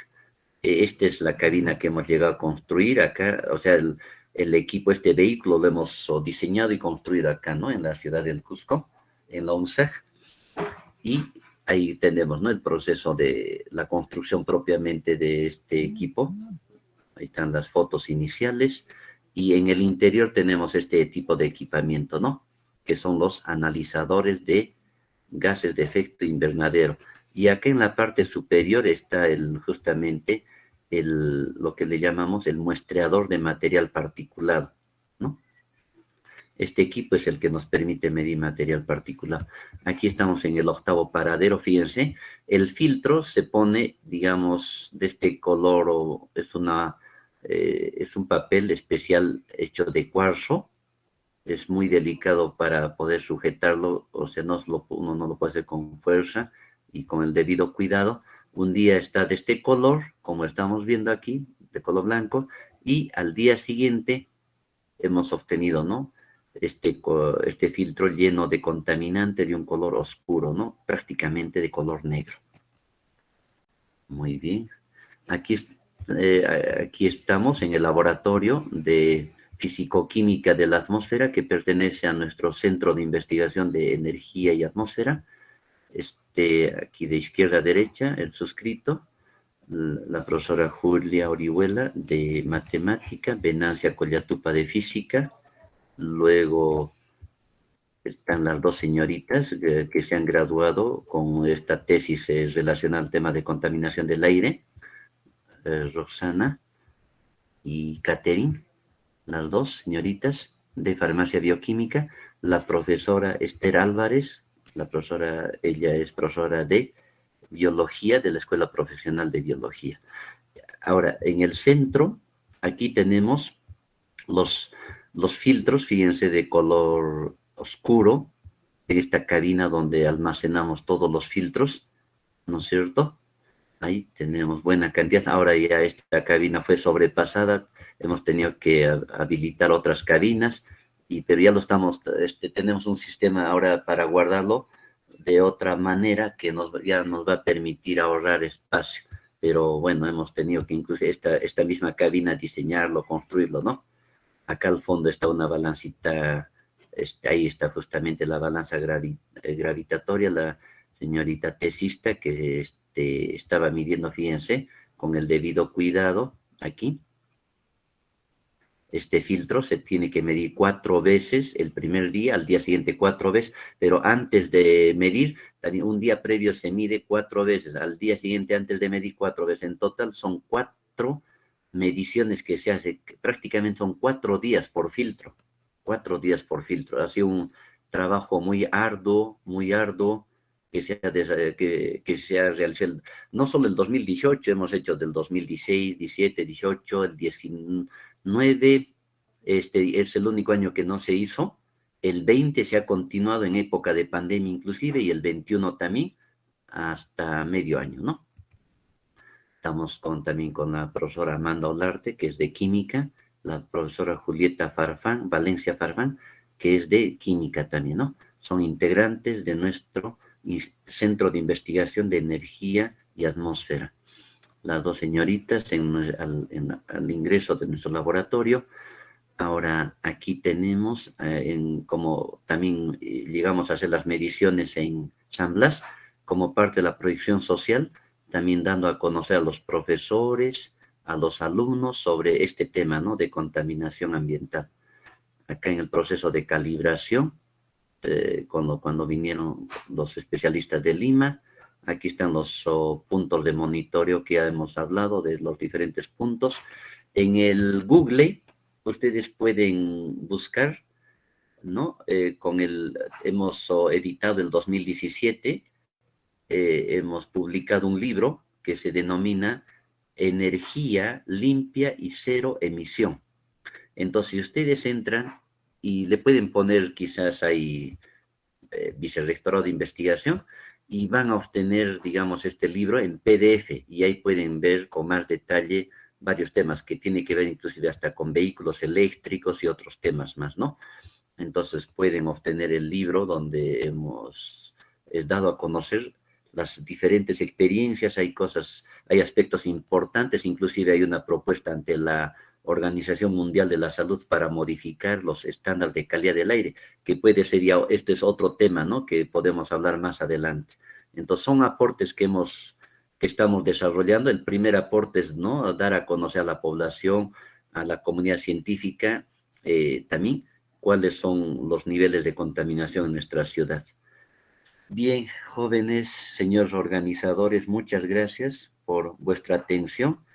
Estaré pendiente a las preguntas en caso de que se den. Gracias.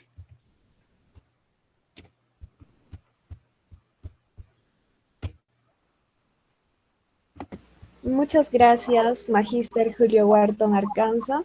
Hemos tenido el placer de poder escuchar su presentación. Vamos a revisar las preguntas. Bueno, acá nos comenta Daniela, gran ponencia, Magíster Julio Lucas. Su pregunta es, ¿cuáles serían las estrategias que debería tomar el gobierno regional para la reducción o mejor manejo de la emisión de estos materiales particulados? Bien, gracias por la pregunta, es muy interesante. Como hemos indicado, los gobiernos regionales, locales, todos están llamados a contribuir en la disminución de la contaminación de la atmósfera, no solo de la atmósfera, de los ríos, del agua, de los suelos. Entonces, en el caso particular, nosotros estamos trabajando específicamente en el tema de la contaminación del aire. Entonces, ellos tienen funciones que cumplir, son obligaciones que cumplir el gobierno regional y gobiernos locales. Sin embargo, muy poco están haciendo. Esa sería, digamos, una crítica. Siempre es bueno dar a conocer, y seguro ustedes también saben esto, ¿no? Ahora, tienen un programa que tiene que ver con un cambio de matriz energética, que es el uso de gas, ¿no es cierto? De gas. Se implementó ya 2 gaseocentros en la ciudad del Cusco, uno en San Sebastián y uno en San Jerónimo. Sin embargo, hay todavía, se puede decir, muchas dudas por los transportistas, y de 150.000 vehículos en la ciudad del Cusco actualmente transitan 100 a 110.000, es los cálculos que, y nos han dado esta información desde hace años las diferentes instituciones. Hemos estado haciendo este seguimiento también, ¿no?, del el número de vehículos que son parte del parque automotor en la ciudad del Cusco. Pero si uno saca cuentas, ¿qué representa, digamos, 1.000 vehículos, digamos, de 100.000? Es el 1%. De 120.000 sería un 0.9%. Es decir, en el supuesto caso que estarían funcionando 1.000 vehículos a gas, entonces sería apenas el 1% del total de vehículos. Claro que hay que empezar por algo, está bien, ¿no? Pero sin embargo, el problema está yendo a mayor velocidad. ¿Y qué debemos hacer la sociedad organizada? Si queremos tener un ambiente más saludable, tenemos que también tener políticas distintas a las que se están dando. Entonces yo creo que ese sería mi llamado a las autoridades, que por lo menos intenten realizar proyectos que conlleven a disminuir la contaminación del aire, ¿no? Cambio de matriz energética, utilizar vehículos eléctricos a gas, esas son las alternativas en concreto. Wow, claro. Carla Rosani Quispapaz nos comenta, Muchas gracias, Magíster Julio Lucas. Es muy importante la investigación que han venido realizando durante estos años. Mi pregunta es la siguiente. En vista que las normativas por parte del MINAN son flexibles, ¿qué medidas locales se debería tomar con respecto al escape de la combustión vehicular? Asimismo, ¿cómo incentivar por parte de la universidad el uso de movilidad sostenible? Muy bien, interesante, dos preguntas muy importantes. Los municipios, el municipio también de la ciudad del Cusco tenía una oficina, una dependencia que se encargaba de realizar la evaluación de los gases emitidos por los vehículos, y si es que pasaban esta prueba, les daban un visto bueno para que sigan pues circulando. En caso contrario, tenían que mejorar pues hacer un mantenimiento de su unidad vehicular. Esto actualmente también, claro, lo están haciendo otras empresas. Es una forma de que los vehículos no excedan, ¿no? Los límites, se llaman LMP, ¿no? Límites máximos permitidos. Sin embargo, yo creo que esto sería, bueno, en mi opinión, un paliativo. Es decir, sería, por el momento se puede hacer esto, ¿no? Es decir, es lo que le queda, ¿no? A una institución pública. Sin embargo, yo creo que Cusco, digamos, con sus autoridades, tanto a nivel provincial como regional, como es independiente en muchos aspectos, podría promover leyes como hacen en otros lugares, que se está dando ya en Estados Unidos. En Inglaterra, el Reino Unido han dicho, ¿no? Que han promulgado una ley que indica que para el 2040 no va a circular ni un vehículo a gasolina. Todos van a ser vehículos eléctricos. Entonces, y varios países al ver que se han propuesto esto, los ingleses, los británicos en general, también están promoviendo este tipo de normativas, leyes, ¿no es cierto?, en sus países. Estados Unidos también está con un programa así, China, varios países ya europeos se han sumado a este tipo de leyes. Entonces, esa sería la respuesta, ¿no? De que en el Cusco, tanto el gobierno regional como los municipios, municipio provincial, puedan promover leyes con ese objetivo de comenzar a hacer cambios en la matriz energética, utilizar energía eléctrica o gas en vez de gasolina o petróleo. En relación a la segunda, al tema de normativas, ¿no? También nosotros hemos propuesto en el Congreso de la República, hemos llegado a proponer en la anterior gestión, un proyecto de ley. Claro, directamente nosotros no está estipulado la rúbrica de nosotros, sino que hemos solicitado para que se haga esto a través del congresista Armando Villanueva, pero como hay muchos aspectos, no le dan importancia. Yo inclusive tuve que ir al Congreso, a una comisión a darles a conocer. Estaban de acuerdo, pero con el tiempo lo archivaron. Entonces estamos nuevamente este año, creo que vamos ojalá que la universidad, de eso le fui a hablar la vez pasada al vicerrector, pero sinceramente no, creo que por entrar al cargo no estaba al tanto todavía, ¿no? Esperemos que ahora, ya que ya tiene casi más de medio año o 8 meses, se haya enterado algo del tema. Igual yo voy a insistir por propia cuenta o a través de la universidad para promover esto. Si es que esto promovemos, estas leyes que favorecen al medio ambiente, no solo va a ser el medio ambiente, sino a la salud de la persona, que es lo más importante para la sociedad, la salud de las personas. Vamos a seguir en este camino también de promover leyes, ¿no? Porque como comunidad científica, si investigamos algo, averiguamos algo y sabemos que puede beneficiar a la comunidad, pues hay que hacerlo. Estamos en eso, jóvenes, y más bien muchas gracias por su respuesta, por sus felicitaciones que acabo de ver en el chat. Les agradezco bastante y bueno, si hay alguna pregunta más, con mucho gusto. Muchas gracias, Magíster Julio. Sí, ojalá pueda concretarse y promover, ¿no? Tenemos una última pregunta en Facebook, es de parte de Verónica Vera. Nos comenta, Sería interesante poder culminar estas mediciones en un índice de calidad del aire. Según la resolución ministerial 180-2016, para poder tener información sobre la calidad de aire, ¿se ha contemplado la posibilidad para actualizar esta información? La pandemia sin duda ha representado un hito en la contaminación del aire a nivel mundial. Sí, fíjense que nosotros este año queremos hacer esta publicación de lo que hemos obtenido en época de pandemia, inclusive hay 2 tesis relacionadas que ojalá que este año se den, esa es nuestra aspiración, nos vamos a dedicar para que esto se cumpla y desde luego ustedes también se enterarán. Hemos llegado a verificar ese aspecto que se ha dado a conocer por satélites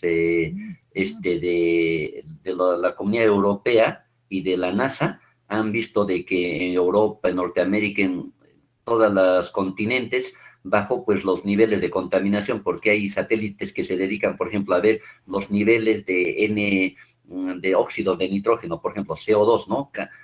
Cada satélite o tienen todos estos sensores para ver estos niveles de contaminación y disminuyó sustancialmente en la época de pandemia, especialmente a fines de enero, febrero y marzo, ¿no? Comenzó en marzo, pero ya había en otros sitios, estaba viendo este problema, entonces comenzó una curva a disminuir sustancialmente el nivel de contaminación. Nosotros hemos observado lo mismo. Se tenía un nivel alto porque justo unas semanas antes de la pandemia habíamos medido, y es lo bueno que tenemos esa data, y cuando hemos medido en época de pandemia, ahí está la tercera parte. Entonces esto es claramente se ve esto, ¿no? De que a menor cantidad de vehículos hay menor contaminación ambiental. Entonces esto ya les adelanto que este año sí tenemos que darlo a conocer, y gracias también por su pregunta, señorita. Es nuestra labor como investigadores, como profesor de nuestra universidad, dar a conocer. Y además tenemos otros trabajos también que hemos hecho en pandemia, que quizás más adelante les pueda hablar, ¿no? Sobre también lo que hemos hecho, la trayectoria de un coronavirus es otro tema. Seguro que va a haber oportunidad para conversar, pero en ese tema también hemos logrado obtener información importante, ¿no? En época de pandemia, que daremos a conocer en su debido momento. Muchas gracias por esas preguntas muy interesantes, muy precisas. Bueno, noto que han estado muy atentos a esta charla, jóvenes, es importante. Sí, exactamente. Muchas gracias, Magíster. Bueno, agradecerle y fue un placer haber escuchado su presentación y gracias por su tiempo también. Muchas gracias, señorita. Será hasta otra oportunidad. Les agradezco a todos. Gracias, señores estudiantes. Hasta pronto. Muchas gracias.